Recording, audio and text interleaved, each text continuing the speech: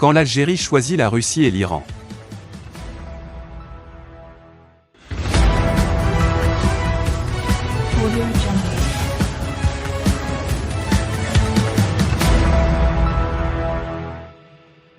Dans les nouveaux rapports de force qui se dessinent sur l'échiquier mondial suite à la guerre entre les Russes et le Ukrainien, le régime algérien semble rouler pour un certain agenda politique et militaire, celui qui voudrait que Moscou et ses rares alliés, dont les Iraniens, puissent imprimer davantage leur marque et gagner des points.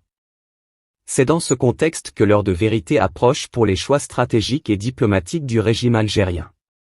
Est-il en train de devenir un bastion de la puissance russe et une rampe de lancement de l'influence iranienne? Jusqu'au jour d'aujourd'hui, Alger est dans la dénégation et la dissimulation. Non, le régime algérien n'a pas organisé des manœuvres militaires avec les Russes à la frontière marocaine. Non, il ne participe pas à financer la machine de guerre de Vladimir Poutine à travers de gigantesques contrats d'armement. Non, il ne fournit pas de drones iraniens aux milices séparatistes du Polisario et facilite l'implantation iranienne en Afrique du Nord. Autant d'accusations pourtant vérifiées et documentées lancées à la face du régime algérien par les Américains et les Européens. À un tel point que la question est de savoir pour quel agenda de guerre et déstabilisation Alger roule en ce moment. Washington a pris conscience de cette posture de défiance du régime algérien.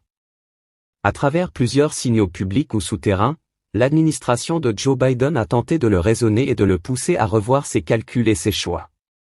Cette intimité militaire structurelle avec le pouvoir russe qui date de l'Union soviétique, cette alliance politique nouvelle avec le régime iranien, suffisent largement aux yeux des Américaines pour susciter des interrogations sur les vrais objectifs poursuivis par les autorités algériennes. Cette prise de conscience est telle que la Maison-Blanche et le Congrès américain envisagent d'imposer des sanctions contre le régime algérien pour le punir de ses liaisons dangereuses avec Moscou et Téhéran. Mais ce qui apparaît comme une évidence politique pour les Américains, qui appelle réaction et sanctions, ne l'est pas forcément pour Paris. En tentant de magnifier sa relation avec le régime algérien, la diplomatie française fait mine d'oublier que c'est à cause de l'incontestable soutien de l'armée algérienne au groupe Wagner au Sahel que les Russes ont pu prendre la main dans cette région et créer les conditions de mettre fin à la présence militaire française dans la région. Les exemples maliens et burkinabés sont parlants dans cette stratégie commune aux Algériens et aux Russes. Paris paraît non seulement insensible à cette aventure commune entre Alger et Moscou, mais la diplomatie française ne semble pas s'offusquer outre mesure de la nouvelle alliance entre l'Algérie et l'Iran qui menace de déstabiliser l'ensemble de l'Afrique du Nord. Paris ne peut assumer le discours internationalement admis qu'il faut mettre fin aux activités agressives de l'Iran dans la région du Golfe et du Proche-Orient et fermer les yeux sur les facilités offertes par le régime algérien à son homologue iranien pour interférer dans les affaires de la région. Avec la guerre entre la Russie et l'Ukraine qui s'annonce longue et coûteuse, chaque partie, russe, américaine et européenne, va tenter de mobiliser ses alliés et de compter ses forces. Le dilemme du régime algérien est qu'il se trouve dans la situation de devoir choisir, ou rejoindre le camp occidental en cessant immédiatement de financer la machine de guerre de Vladimir Poutine et de lui procurer des facilités d'expansion régionale, ou continuer à être un des soutiens de Moscou qu'il faut, pour Bruxelles comme pour Washington, neutraliser. Dans ce bras de fer stratégique, l'entrée en lice de l'élément iranien, perturbateur et pyromane par essence, complique davantage le positionnement d'Alger.